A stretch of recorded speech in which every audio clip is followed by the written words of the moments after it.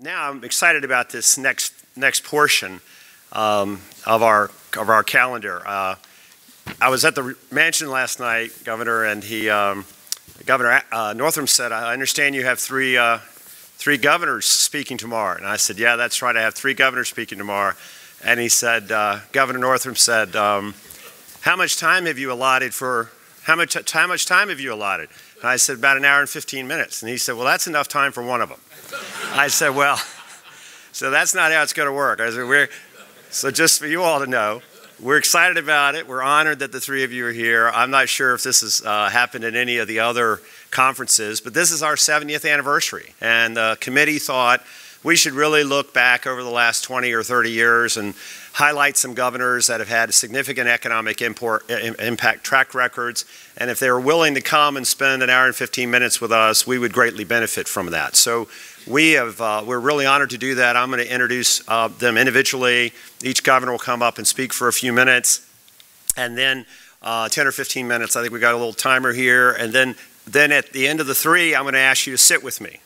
And I'm going to, people in here are probably too young to know who Merv Griffin is, but I'm going to play the Merv Griffin role and try and moderate a panel that really is going to get to some key modern day issues. And I think we're very fortunate to have this panel. So I'll briefly introduce each of them. Their bios are in your information packet, and all of them are familiar to us in the room. But I'll just say a couple of things about each one.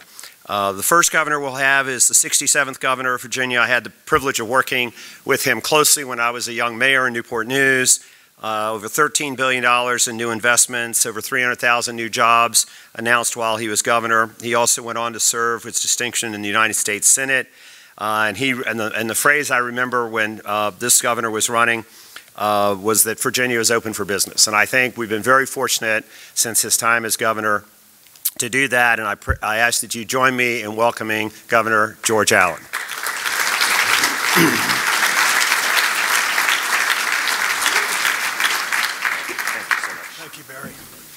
Good morning, Winning Virginia team. It's good to be with all of y'all. Barry, thank you for your great leadership here and elsewhere across Virginia, and the Virginia Chamber's doing a great job.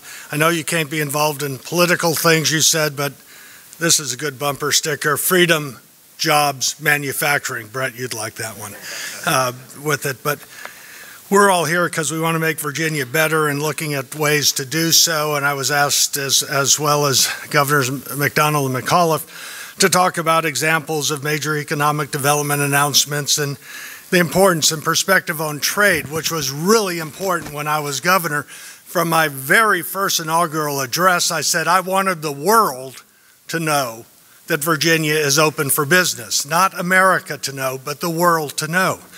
And so it was vitally important that we reach out and attract more investment into Virginia. In those days, Terry, it's kind of the same as you're dealing with sequestration. We were in the midst of the peace dividend, which meant big downsizing. You know that as mayor of Newport News. So the armed forces spending was way down. So it was vital that we diversify the economy and get more private sector investment for jobs rather than relying on the federal government spending. The number one claim on my time as governor was economic development and jobs. We want to make Virginia more attractive and did everything we could, whether it's reducing taxes, worker comp regulation changes. 71% of the regulations in Virginia were either repealed or amended. Governor McDonnell worked on that 10 years later, and that there's continuous improvement. There's always better ways of doing things. You need to be willing to change, adapt, innovate, and improve. You can't stand still. You either make dust or you eat dust. We'd have those posters as running horses. You know, I don't know if you've ever seen it, but a lot of these Western things were always lost on Virginians. I always liked, we created enterprise zones. I love quoting Terry McAuliffe's press releases on enterprise zones when you get businesses in. I think it was like since it was started in 1995, over $1 billion of investment and 30,000 jobs. I'm quoting your administration, Terry, on it. with it. And it's lower taxes, prompt permitting. What do you get? More investment, more jobs. It's simple economics to it. Safe communities, improved educational quality and accountability in schools, and safe communities mattered a lot. And we created the first public-private transportation act in the country for mostly for roads, but also all the intermodal aspects of rail and airports and so forth.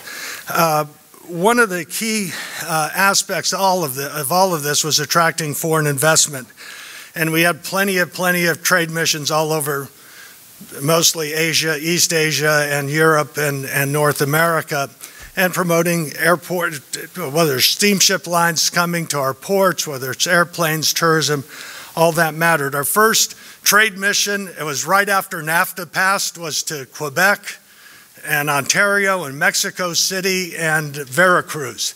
And that actually showed a difference. In Canada, it was mostly get direct flights to Reagan or Dulles out of Canada from various Canadian airlines. And obviously Canadian companies investing in Virginia. And Mexico is mostly selling in a port agreement with Veracruz. And a prime example of that is Ericsson, which was in Lynchburg at the time, and they had telecommunications devices, and they were selling into Mexico City's police department. Security in Mexico City's police department's massive. And so I remember the police chief's name was Monte Rubio, and so I wanted to see how this whole system worked and so forth, and how did he like it, and he said he liked it a whole lot, and I said, that's great. So then at the ambassador's house that night, where we had a meeting, the folks from Ericsson who were with us said, hey, we just got $1 million order for more of these devices. So that's how trade missions can work in selling. We'd go to Hong Kong. Terry, I think you did this too. In Hong Kong, we're trying to get Virginia poultry in and made our delegation eat chicken feet. Steve Murray, wherever, Stephen, I don't know if you'll be forced to do that kind of stuff like ours did, but everything that Mr. Murray said is very similar to our attitudes and efforts, whether in Taiwan, South Korea, and so forth. Barry asked me about Dynax in Botetourt County. There's just so many of these stories, we don't have time for them all. But whether you're there or we got a lot of investments out of the Netherlands, Germany, UK, Sweden, France, and we also went in for the first time after the Cold War into Central Europe, into Hungary, the Czech Republic, worked with your old company, Ned, Midwestvaco, to get a deal between the Czechs and the Slovaks, so that would help a Virginia company export into Poland. And I'm glad there's the Polish folks. We went to Poland and welcoming the Polish steamship line into Virginia. It was a wonderful event, and dedicating a bowling center and so forth in Poland, and selling more poultry and so forth there. And Bob McDonald reminded me we went to Israel and Egypt as well and created the Virginia-Israel Partnership, which has benefited both Israel and Virginia in the educational, cultural aspects as well as economic development. The trade development efforts in all these places would redound to Virginia's benefit. In Asia, we spent a lot of time with Toshiba. In Europe, spent a lot of time with Siemens. Siemens is just a big, like Toshiba, big company. They actually also donated a mobile mammography unit to Virginia so there could be breast cancer screening in rural areas, which was one of the focuses of my wife, Susan. The main thing is semiconductors is what we were looking at. And so that was a great partnership that Motorola had with Siemens for White Oak Semiconductor, which was in this old dummy airfield from World War II, which we considered surplus property. And working with Henrico County, they were able to bring that great investment into the Richmond area. And also we started the VCU Engineering School about this time when I was governor. And I said, I want you all to focus on microelectronics. And they said, why microelectronics? Well, once that announcement was made for a clean room and all that, it made sense. And that company, which became Infineon and Qimonda and so forth, would give millions of dollars every year, even after they closed, to the VCU Engineering School. One of the happiest days of my time as governor was in Manassas. And you're just talking about Micron. Well, here's the story of Micron. That started off as IBM and Toshiba. And I spent a lot of time with IBM executives all over the U.S. and a lot of time with Toshiba executives in Japan. They finally picked Virginia, and we weren't just competing against other states, which we were. We're competing against the world. Semiconductor fabs can be anywhere in the world. And rather than having to be in Austin, Texas, at the Motorola folks, or Chandler, Arizona, and so forth, they said, finally, we have a semiconductor fab here in Virginia. And the head of the partnership with IBM's from New York, and he mentioned we were in Manassas, Prince William County, and he said, well, 135 years ago, just a few miles from here, the North and South were fighting against each other, killing each other. Now we have the East, Toshiba, and the West, IBM, merged together in a partnership, fabricating the smallest, fastest, dynamic, random access memory chips in the world. And that's just really great progress, and I like to put that in historical context.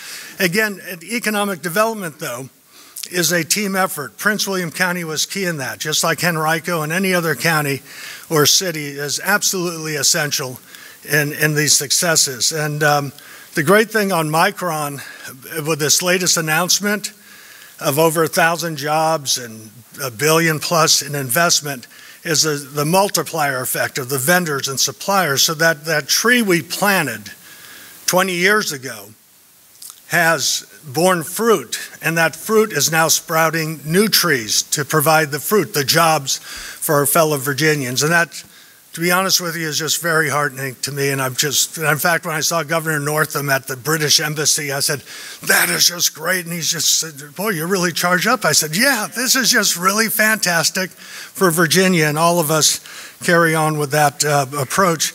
We're in competition, folks, with every state in the union. Trade policy applies to every state in the union, but each state has the differentials.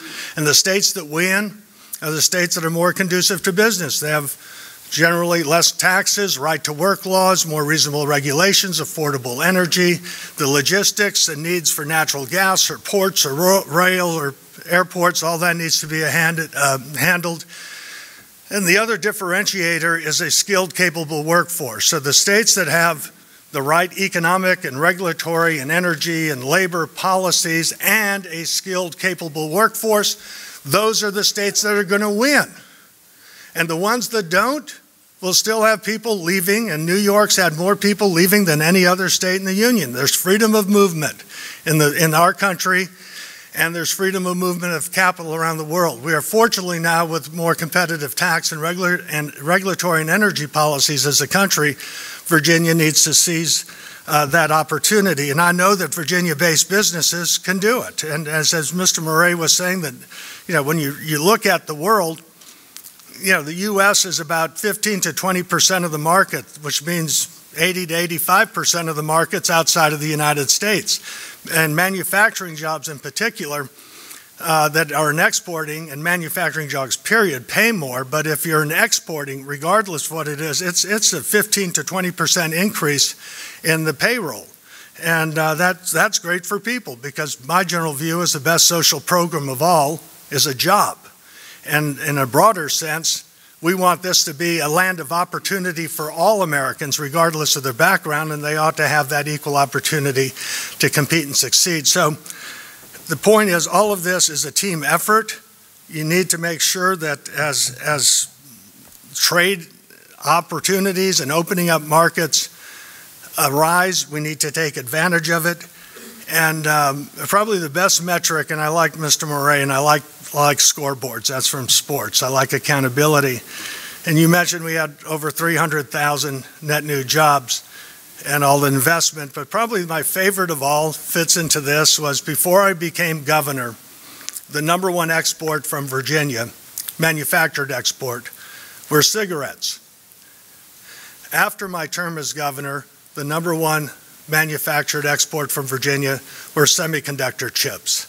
That's a great transformation. Nothing against Marlboros. They were great in parking lots in Mexico and getting spots and so forth. And with Micron and listening to Mr. Murray, that can happen. So the bottom line is, if you have the right leadership and the right policies, Susie, I know that any state, including especially our beloved Commonwealth of Virginia, can compete and succeed internationally. Thank you all.